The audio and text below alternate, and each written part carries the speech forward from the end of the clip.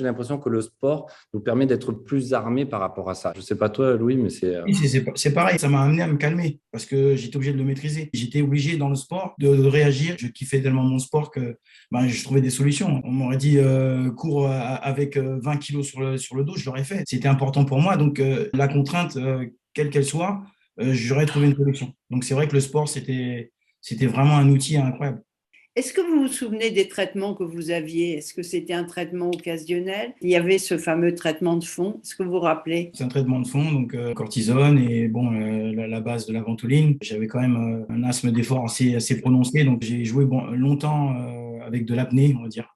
J'étais vraiment tout le temps constamment en train de chercher ma respiration. J'ai réussi à rester calme et ça a aussi optimisé mon jeu. Étant donné que j'avais peut-être moins de capacité respiratoire que les autres, j'étais beaucoup plus efficace à identifier les endroits où il fallait courir. Il y en a certains qui peut-être pouvaient s'éparpiller. Moi, je restais super concentré et vigilant à pas faire n'importe quoi et à être efficace. Est-ce que vous avez eu, vous, des problèmes relationnels, de raillerie, de difficultés avec vos copains ou au contraire, ils ont été en soutien? J'ai eu un peu cette gêne, surtout venant de mon père, qui était lui marathonien avec une endurance incroyable. Lui, il était un peu gêné parce qu'il savait que l'aspect physique était super important, qu'il fallait absolument pas montrer de faiblesse parce qu'il y a des millions et des millions de jeunes qui sont licenciés. Donc, c'était un truc que j'ai dû cacher. C'est pas de raillerie, c'est qu'en gros, il y avait une vraie comparaison. Quand on fait un VO2 max et que toi, tu as 16 et que les autres sont à 18, 19, voire 20, 21. Je me rappelle un coach qui me disait, ben, si tu n'arrives pas à faire 45 minutes de footing avec nous, tu ne veux pas être professionnel. Alors, je lui ai prouvé que je pouvais faire très bien sans avoir un gros coffre.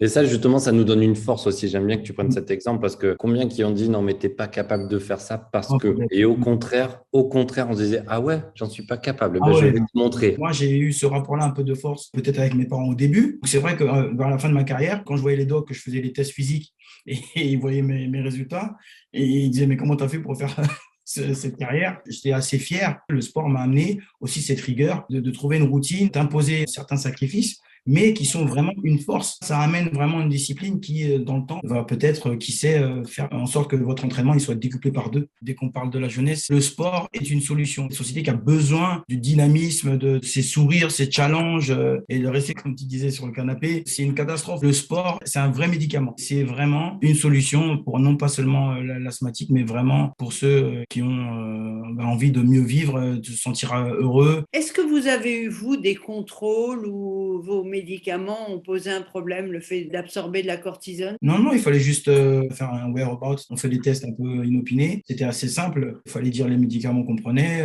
par rapport à ces maladies-là et ça allait. Il n'y a jamais eu de problème. Je suis très intéressé par rapport à l'expérience d'Alain et de pouvoir justement un peu échanger parce que c'est vrai qu'on a des parcours un peu similaires, des entraînements qui sont extrêmement compliqués, surtout pour pouvoir aller trouver le deuxième souffle, on va dire. Par rapport à l'élément de la respiration, est-ce qu'il y a justement un sort de coaching qui s'opérait parce qu'il y a la partie médicale, le médicament, le traitement, mais est-ce qu'il y a eu un entraînement pour apprendre à respirer, à apprendre à mieux gérer le stress? L'asthme, c'est un peu du stress aussi. Apprendre un peu la mécanique respiratoire et à la fois ce côté peut-être un peu méditation, est-ce que c'était déjà instauré? Alors non, c'est vrai qu'on ne parlait pas trop ni de méditation ni de préparation mentale. Nous, notre meilleur préparateur mental, en fait, à l'époque, c'était notre entraîneur. Petit à petit, ça s'est un peu professionnalisé dans la démarche. On a eu des préparateurs physiques, des kinés, etc. Je n'ai pas vraiment eu de cours spécifiques ou de conseils spécifiques sur la respiration. C'est venu un peu sur le tas. Et vous, Louis, est-ce que vous avez eu ces cours? Je pense que je dois avoir 27, 28 ans. On m'a amené la connaissance d'une technique, j'oublie laquelle, Butiako ou Butiako, qui amenait justement à gérer cette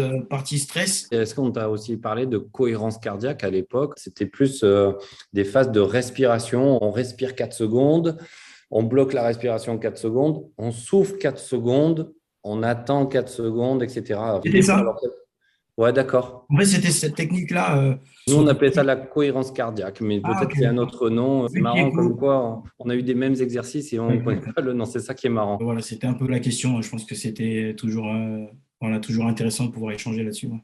Ben ouais, carrément.